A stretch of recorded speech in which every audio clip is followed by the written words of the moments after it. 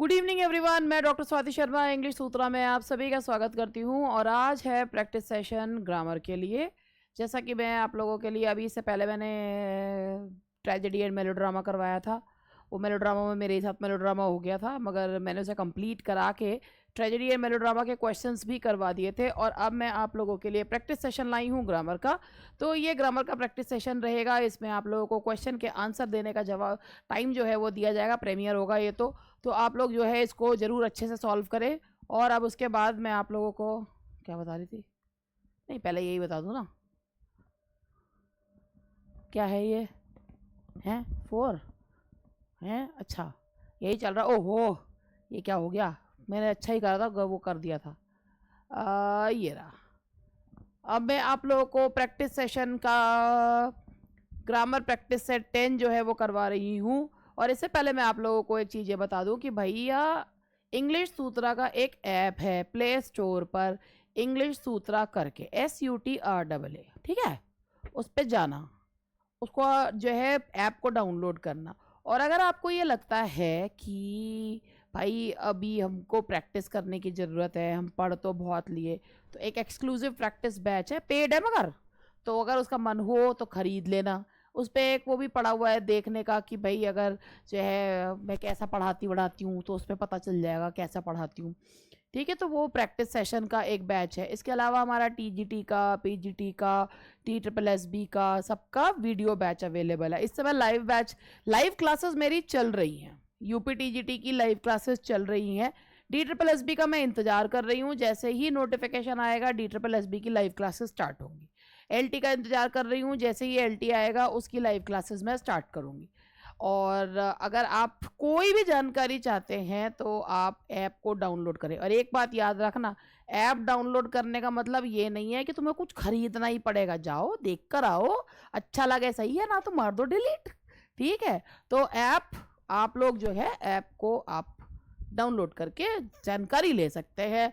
कोई नई वैकेंसी के जब आ गई हो तो उससे संबंधित आपको कि भाई अगर हमें यहाँ पे कुछ खरीदना हो तो तब आपको जानकारी मिल सकती है। वैसे तो हम इस पर आई जाते हैं जानकारी देने को। तो चलो अब हम स्टार्ट करते हैं। क्वेश्चन नंबर 1 देखो, मुझसे पहले क्वेश्चन का आंसर देने शुरू हो गए होंगे। No boy in the class is so tall as Raju, no error. तो क्वेश्चन नंबर 1 में क्या गलती दिख रही है? क्वेश्चन नंबर 1 है, ये एडजेक्टिव का क्वेश्चन है। No boy in the class is so tall as Raju. तो भैया आप लोगों को ने देख लिया होगा, जो पहचान लिया होगा कि इसमें गलती क्या है। तो गलती है इसमें, कौन से सेक्शन में गलती है? बताओ बताओ बताओ। इसमें गलती है आपकी A सेक्शन में। क्यों? क्योंकि यहाँ पर अब हम लड़के की तुलना लड़के से ही कर रहे हैं, और जब हम कंपैरिजन सेम ग्रुप में होता है तो हम वहाँ पर अदर का यूज़ करते हैं।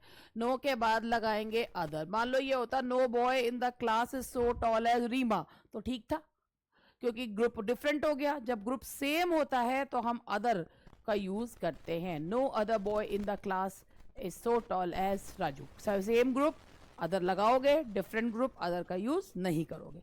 क्वेश्चन नंबर 2, चाहे वो बात पॉजिटिव में हो या कंपैरेटिव में। Raju is taller than any boy in the class, no error.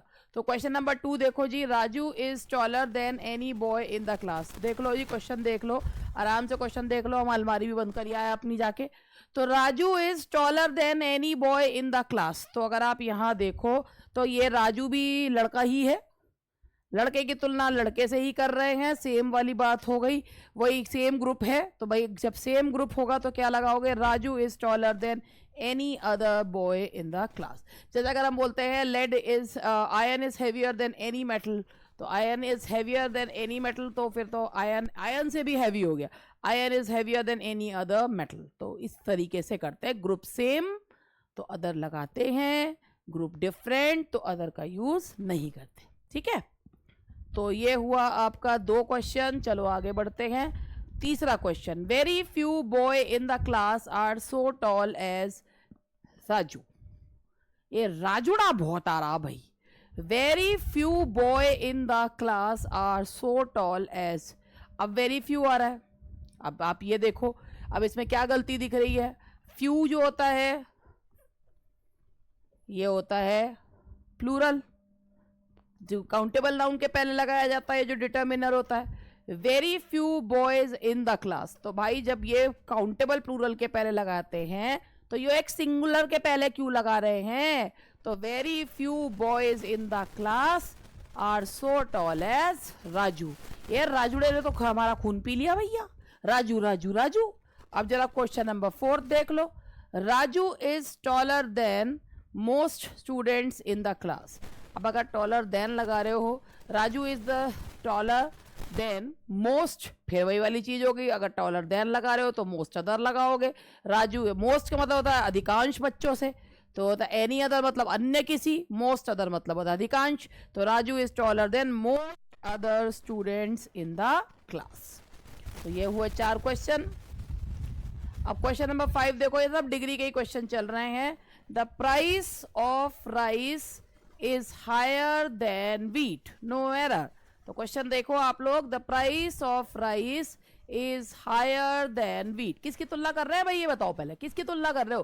Price की तुलना कर रहे हो या गेहूं चावल की तुलना कर रहे हो? किसकी तुलना कर रहे हो? तुलना जो होती है ना वो हमेशा सेम चीज में होनी चाहिए। तुलना अब कर रहे हो तो मैं अभी अभी बोल रहा हूँ my shoes are better than you, मेरे जूते तुमसे बेहतर है। भाई तुमसे बेहतर नहीं है, तुम्हारे जूतों से बेहतर है। यही तो गलती कर देते हैं, जो हिंदी में बोलते हैं वो इंग्लिश में बोल देते हैं। अब यहाँ पे बात प्राइस की जा रही है और आगे यहाँ पे करा नहीं गया, तो सेम चीज की तुलना होनी चाहिए। The price of rice higher than the price of wheat होना चाहिए क्या? The price of wheat. अब प्राइस क्या है? नाउन। नाउन का रिपीटिशन रोकना होता है, जब सिंगुलर होता है तो क्या लगा देते हैं? That of. तो क्या आएगा? The price of rice is higher than that of wheat. Repetition को रोकने के लिए हम सिंगुलर हो तो दैट और प्लूरल हो तो दोज का यूज करते हैं। जो पास दे जो दिस, दूर तो that. Question number 6, I found your diary after you dash the house, left had left, were leaving, would leave. तो ये जो क्वेश्चन है, अगर आप यहाँ पर ये देखें, आई फाउंड योर डायरी, भाई मुझे तुम्हारी डायरी मिली कब? जब तुम जो है घर छोड़कर मतलब निकल गए। अब तुमने पता नहीं क्या क्या लिखा था उस डायरी में। डायरी बाद में मिली, तुमने घर पहले छोड़ा। तो जो पास्ट में एक काम पहले और एक काम बाद में खत्म होता है, तो जो पहले खत्म हुआ काम होता है पास्ट से पास्ट, उसमें होता है पास्ट परफेक्ट। जो बाद में खत्म होता है पास्ट इंडेफिनिट। तो घर पहले छोड़ा ना, डायरी बाद में मिली ना, तो क्या लगाओगे? I found your diary after you had left the house। तो क्या आएगा? B। सबका सही हुआ होगा। Sydney Carton proposed to Lucio but she dashed the offer of marriage, turned down, turned off, या जो है क्या है? turned on, turned out। तो भैया अब इसका आंसर जो है अगर आप मुझे बताना चाहेंगे तो मैं बड़ी खुशी से आपका आंसर जो है वो ले लूंगी, और नहीं बताना चाहेंगे तो मैं बता दूंगी। क्या बात हो गई? सिडनी कार्टन ने लूशियो को प्रपोज करा, मतलब देखो सिडनी कार्टन ने प्रपोज करा लूशियो को, मगर बंदे ने जो है ये कहा कि मुझे तुमसे शादी वादी नहीं करनी है। तो क्या होता है जब किसी प्रपोजल को हम मना कर देते हैं तो उसे क्या कहा जाता है? ये टर्न और ये टर्न डाउन। तो ये हो गया टर्न डाउन, किसी चीज को मना कर देना। If he had applied for the post dash, he will get it, he will get it, he will have got it, he would have got it। भाई अगर पोस्ट के लिए अप्लाई किया होता तो क्या होता? पहली बात ये है क्या? ये है हमारा तीसरी टाइप का conditional, third type of conditional है। जो थर्ड टाइप ऑफ कंडीशनल होता है वो क्या बताता है? थर्ड टाइप ऑफ कंडीशनल ये बताता है कि पास में बेटे कुछ काम हो सकता था मगर तुमने किया नहीं, तुमने लापरवाही के चलते काम किया नहीं। ठीक है, अब तुमने जब जॉब के लिए अप्लाई करा ही नहीं तो ऑफर लेटर तुम्हारे घर पे कैसे आएगा ये बताओ। तो ये जो है ये होता है थर्ड टाइप ऑफ कंडीशनल होता है, जिसमें पास्ट में कोई काम हो सकता था मगर काम हुआ नहीं, और उस काम अगर हो जाता तो उसका क्या रिजल्ट होता, मगर काम हुआ ही नहीं। ठीक है, तो ये पास्ट का कोई चीज जो है वो बताता है पास्ट में कोई काम हो सकता था लेकिन पास्ट में हुआ नहीं, और उसका ये रिजल्ट आ सकता था, मगर जब काम ही ना हुआ तो रिजल्ट भी कहां से आता? तो इफ ही हैड, अगर यहां परफेक्ट टेंस है तो यहां वुड हैव आएगा, he would have got it. If he had applied for the post he would have got it. We must dash for we must dash the lost time by hurrying up. We must make up for, make out, make up. Makeup, अब यह होता है we must dash. अब यहाँ पर आप देखिए कि यहाँ पर क्या होना चाहिए, मेकअप फॉर, मेक फॉर, या यहाँ पर हमें जो है गए हुए गुजरे हुए टाइम के लिए जल्दी करना चाहिए। देख रहा, we must dash the lost time, कि भाई हमें जो है ना, एक होता है ना कि ट्रेन में और लड़कियों में एक चीज कॉमन होती है, दोनों ही क्या करती हैं, मेकअप करती हैं, ठीक है। तो जो है वो मेकअप करने का मतलब होता है किसी चीज को टाइम को पूरा करना, और वो वाला मेकअप होता है, ठीक है। तो we must make up for, यानी कि टाइम को पूरा करना, तो we must make up for the lost time by hurrying up. A daily is a paper that dash every day. A daily एक भैया रोज का आने वाला पेपर कौन सा होता है, जो रोज आता है, तो that comes out, comes by, comes up, comes of, that comes out every day. तो ये होगा इसका आंसर, आपने भी जो सोचा होगा यही सोचा होगा, और इसका आंसर है that comes out every day, जो रोज आता है और रोज हमें दुनिया में होने वाली खबरें बताता है, ठीक है। Please dash the light before going to bed, put off, put out, put on, put in. तो भाई यहाँ पर ये थोड़ा सा कंफ्यूजन हो जाता है कि यहाँ हम पुट ऑफ लिखे या पुट आउट लिखे। एक्चुअली बिजली की लाइट की ये थोड़ा सा ये हो जाता है, कैंडल वगैरह ब्लो ऑफ करने के लिए पुट ऑफ होते हैं, लाइट्स के लिए टर्न ऑफ यूज किया जाता है, और बिजली की बत्ती बुझाने के लिए पुट आउट का यूज किया जाता है। तो यह है please put out the lights before going to bed. जो आप, अगर मैंने जो बोला, अगर आपने सुना हो कि ये तो ना सुना हो तो सुन लो। Please dash the light, candle वगैरह बुझाने के लिए पुट ऑफ, और बिजली की बत्ती बुझाने के लिए टर्न ऑफ, और बिजली की बत्ती बुझाने के लिए ही पुट आउट का यूज जो है वो किया जाए। तो please put out the lights before going to bed.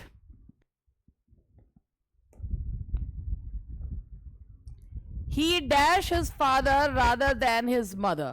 Takes in, takes down, takes off, takes after, मतलब होता है मिलता जुलता। रिजेम्बलेंस के लिए हम कौन सा जो है फ्रेजल वर्ब यूज करते हैं रिजेम्बलेंस के लिए, तो देखिए कौन सा यूज होगा, he dash his father rather than it। तो भैया मिलता जुलते होते हैं कि वो अपने पिता से ज्यादा मिलता जुलता है, मदर से नहीं। तो ये होता है टेक्स आफ्टर, तो ये है टेक्स आफ्टर। ये आप हमारा प्रेपोजिशन टेक के बाद जब लगा देते हैं तो इसका मतलब होता है रिजेम्बलेंस, मिलता जुलता। If the workmen had not been tired, they dash the work। ये फिर वही वाला सही क्वेश्चन है कि अगर ये वर्कमैन, अगर काम करने वाले थके हुए नहीं होते तो उन्होंने समय पे काम पूरा कर लिया होता, मगर क्या करें बेचारे इंसान थे तो थक गए। If the workman had not been tired, अगर ना थके हुए होते तो काम समय पे कर लेते। अब यहाँ पर हैड दिख रहा है, वर्ब की थर्ड फॉर्म दिख रही है, तो क्या लगेगा, वुड हैव का प्रयोग करा जाएगा। तो आप क्या लगाओगे यहाँ पे, that is a, would have completed। If the workmen had not been tired, they would have completed the work।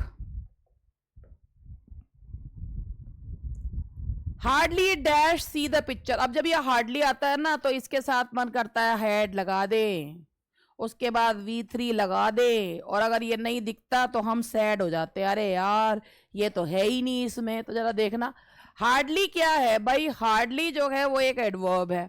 अगर एडवर्ब से सेंटेंस स्टार्ट हुआ तो अपने को क्या लगाना है, इन्वर्जन लगाना है। अब इन्वर्जन क्या का क्या मतलब होता है कि जो वर्ड ऑर्डर होता है उसको बदल देते हैं, यानी कि वर्ब पहले और सब्जेक्ट जो है वो बाद में आता है। अब देखो जरा इसमें किस में है, अब यहाँ पर हमारा वर्ब की फर्स्ट फॉर्म आ रही है, ठीक है। हार्ड, अगर सीन होता तो हेड लग जाता, अब है ही नहीं, तो इसमें किस में आएगा, यहाँ पर ये नहीं हो सकता, ये नहीं हो सकता, और यहाँ पर हार्डली है तो एंटी भी नहीं लग सकता, इसीलिए क्या आएगा, hardly can I see the picture. अब चलो यहाँ पर ये चलते हैं, वन वर्ड सब्स्टिट्यूशन है। One who hates mankind is philanthrope, misanthrope, cynic, sadist. तो चलो बात करते हैं। फिला जो वर्ड होता है उसका मतलब होता है लव। अगर आप लोगों ने मैंने एक बार जो है रूट वर्ड्स करवाए थे, अगर आप लोगों ने देखा हो, वैसे तो कम ही लोग देखते हैं, अगर देखा हो तो रूट वर्ड्स करवाए थे, उसमें मैंने सारी चीज़ बताई थी। मिस का मतलब होता है हेट्रेड। ठीक है, तो फिला मीन्स लव, सिनिक का मतलब होता है जो सन की, एंड सैडस का मतलब होता है जो दूसरों को दुख देके खुश होता है। एंथ्रोप मीन्स होता है human being. Philanthrope one who loves mankind, misanthrope one who hates mankind. तो क्या होगा? That is one who hates mankind is misanthrope. A cartographer makes maps, cartoons, cartons, cards. Cartographer क्या बनाता है? तो कार्टोग्राफर क्या बनाता है भाई? वो चीज बनाता है जो सभी के लिए समझने में बड़ा मुश्किल होता है, और वो क्या होते हैं? मैप्स।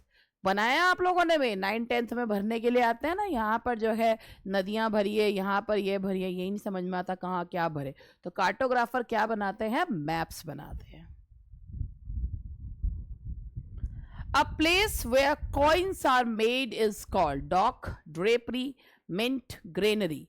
कहाँ पर कॉइन्स जो हैं वो बनाए जाते हैं, जो टकसाल होती है जहाँ पर कॉइन सिक्के बनाए जाते हैं, उस जगह को क्या कहा जाता है? तो भैया उस जगह को कहा जाता है, आप you guessed it right, that is mint. Mint में बनाया जाता है। The study of human races is, अभी आप यहाँ पर देखिए, ह्यूमन रेसेस यानी कि मानव जाति की जो स्टडी होती है उसे क्या कहते हैं? ह्यूमन फिजियोलॉजी यानी कि संरचना, एनाटॉमी, शारीरिक संरचना। अभी मैंने आपको एक चीज बताई थी कि एंथ्रोप का मतलब होता है ह्यूमन बीइंग्स और मानव, और लॉजी मतलब होता है स्टडी। तो study of human races is, that is anthropology. Murder of one's father is called. अब आप यहां पर देखिएगा, जहां पर भी SICIDE होता है दैट इज मर्डर। अब उसके आगे तुम लगाते जाओ मेट्रीसाइड, पेट्रीसाइड। मेट्रीसाइड माता की हत्या, पेट्रीसाइड पिता की हत्या, रेजिसाइड राजा की हत्या। मकबेथ में राजा की हत्या की गई थी, दैट वाज रेजिसाइड। बच्चे की हत्या इन्फेंटिसाइड।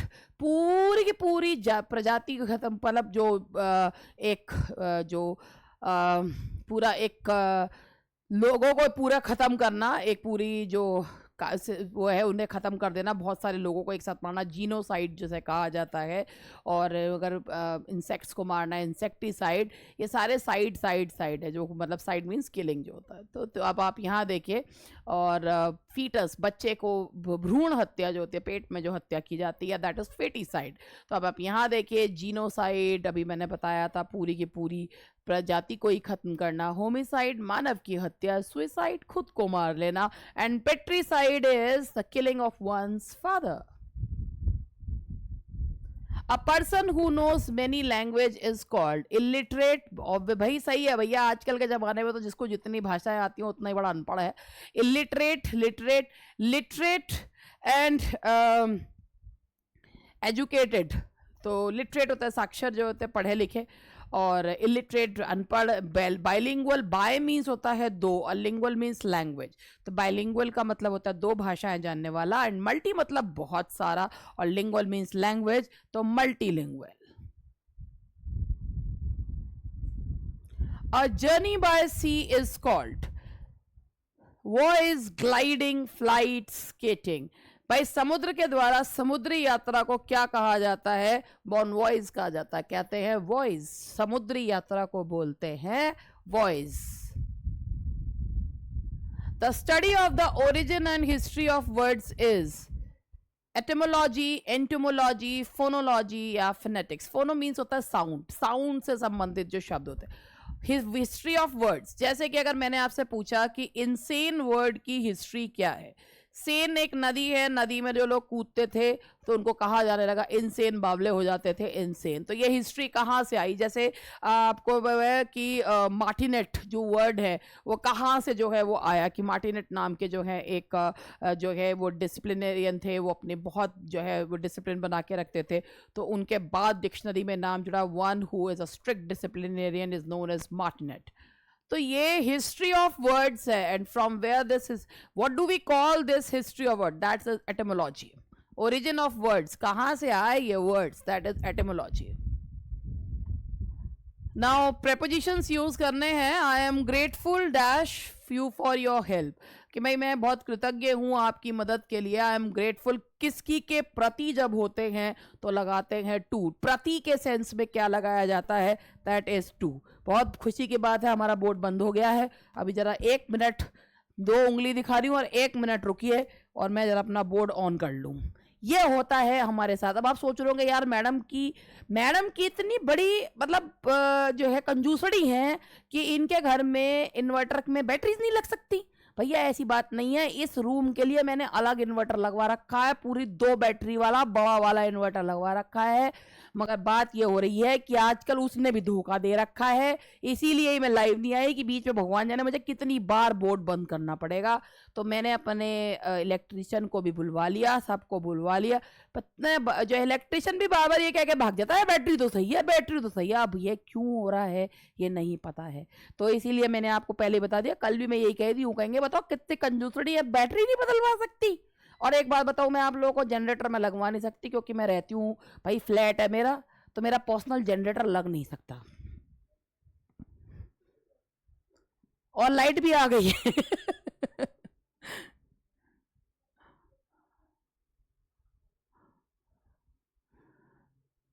तो चलिए, हमारा जो है कुछ ही क्वेश्चंस रह गए थे, उन क्वेश्चंस को भी हम कंप्लीट कर लेते हैं। और फिर उसके बाद ये देखिए शुरू से, अब हम इतना तो मैं आपको टॉर्चर नहीं करूंगी कि शुरू से पढ़ाना शुरू कर दूं। तो चलिए, यहां तक आ गया था आई एम ग्रेटफुल। किसी के प्रति जब हम जो है कृतज्ञ होते हैं तो वहां लगाते हैं I am grateful to you for your help. Please excuse me dash the delay at in for on. Please excuse me dash, excuse के साथ लगता है फॉर द डिले, कि भाई मुझे माफ कीजिएगा, देरी के लिए माफ कीजिएगा। And now the next is he is inconsistent dash his actions, कि वो अपने एक्शंस में इनका डिले डाले, तो वो जो है in for on by, he is inconsistent in his actions. आप लोग भी यही सोच के चल रहे होंगे, he is inconsistent in his actions. उसके बाद आता है independent dash help, he solve the problem in of by for. Independent की भाई मदद के बिना उसने प्रॉब्लम सॉल्व कर ली। Independent of help he solve the question, कि respective of the help he solve the question. Independent के साथ प्रेपोजिशन लगेगा of. And now the next question is,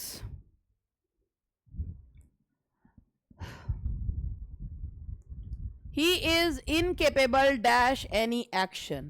incapable का मतलब होता है किसी काम को करने के लायक ना होना। इनकेपेबल ऑफ और इनकेपेबल के साथ भी ऑफ ही लगेगा। He is incapable of any action. The food is infected dash germs. अब बताइए इसमें क्या लगना चाहिए, ऑन, बाय, फॉर, विद, क्या आना चाहिए। अगर यहां पर बाय लगाएं या यहां पर विद लगाएं, यहां कंफ्यूजन हो जाती है, बड़ी कंफ्यूजन हो जाती है। तो भाई मैं आपको यहां बता दूं, आपने जो भी सोचा होगा, अब आप देख लीजिए आपने क्या सोचा है। The food is infected with germs. अब इसका मतलब ये है कि अगर टू मेक, इसका मतलब ये है to make a substance contain harmful bacteria that can spread disease. अगर इन्फेक्टेड विद लगाते हैं तो उसका मतलब है कि उसमें हार्मफुल बैक्टीरिया है जो बीमारी फैला सकता है। तो food is infected with germs, की फूड जर्म से भरा हुआ है और अगर किसी ने खा लिया तो बीमारियां जो है वो फैल जाएंगी।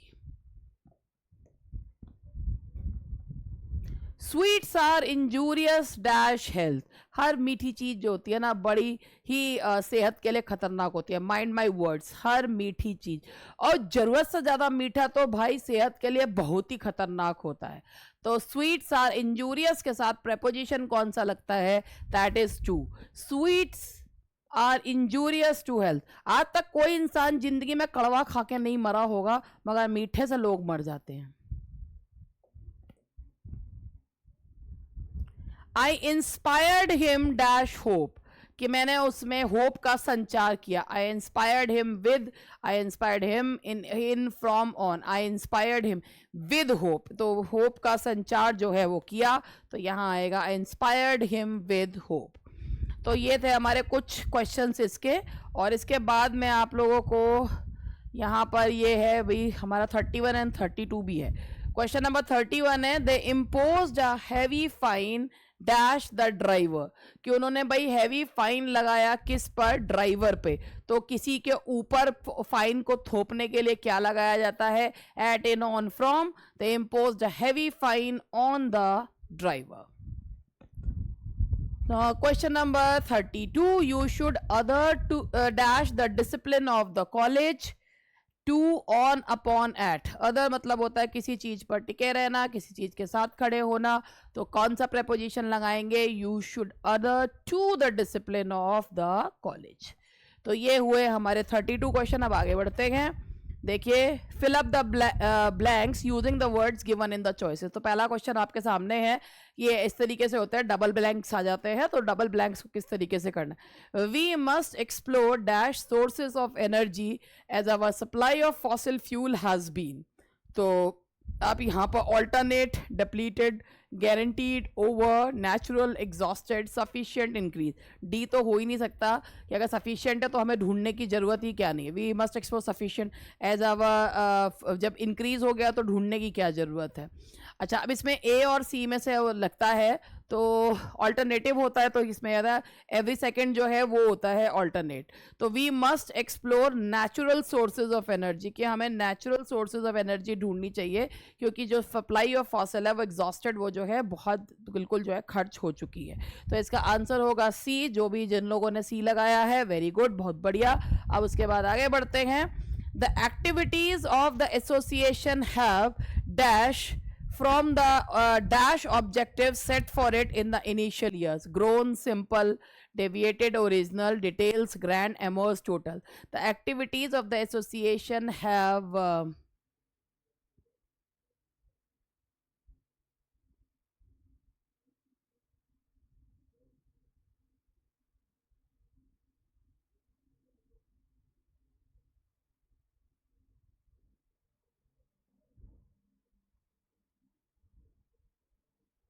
देखिए इसमें क्या आना चाहिए, मेरे हिसाब से तो जो इसमें आना चाहिए, the activities of the association have dash from the dash objective set for it in the initial. इसका कहने का मतलब हमें ये समझ में आ रहा है कि भाई the activities of the association have deviated, have been deviated, have been आना चाहिए कि वो भटक गई हैं from the original objective set for it in the initial years, कि जो उसके अपने ओरिजिनल उद्देश्यों से भटक गई है। तो मेरे हिसाब से तो इसमें बी आना चाहिए। आपको भी हिसाब से क्या लग रहा है, तो मैं तो अपने हिसाब से बी लगाऊंगी।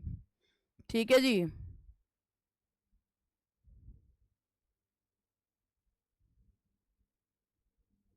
उसके बाद मैं आगे बढ़ती हूँ, और मैं आगे, एक मिनट में ज़रा चेक कर रही हूँ। इसमें कुछ क्वेश्चंस के आंसर जो है ना वो गलत सलत से दे रखे हैं, तो वही चीज़ मैं देख रही हूँ।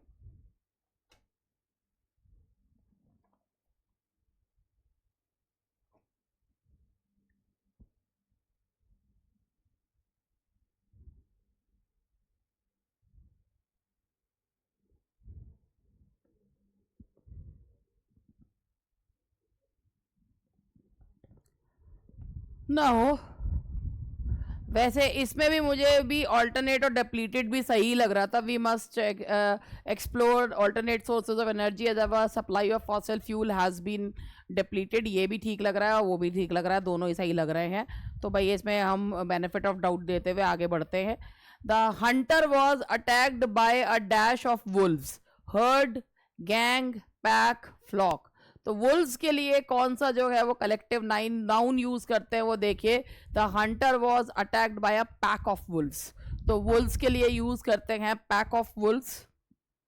पैक ऑफ वुल्व्स जो झुंड होता है उसके लिए पैक ऑफ वुल्व्स जो है वो यूज किया जाता है। तो ये कुछ क्वेश्चंस थे जो आज मैंने आप लोगों को करवाए हैं। और बाकी जो है ये सेशन जो है मैं यहाँ पर अब ख़त्म करती हूँ, और अब जो है नेक्स्ट मैं फिर या तो मैं एक लिटरेचर का ही सेशन जो है वो लूँगी, जिसमें मैं अभी फॉर्म्स ऑफ लिटरेचर चल रही हैं। अभी मैंने ट्रेजेडी और मेलोड्रामा करवाया था, अब कॉमेडी जो है वो सोच रही हूँ कि कॉमेडी जो है वो करवा दूँ। ठीक है, चलिए बस आज के लिए इतना ही, मिलते हैं नेक्स्ट सेशन में। बाय बाय, टेक केयर, और जो है पढ़ते रहिए और खुश रहिए।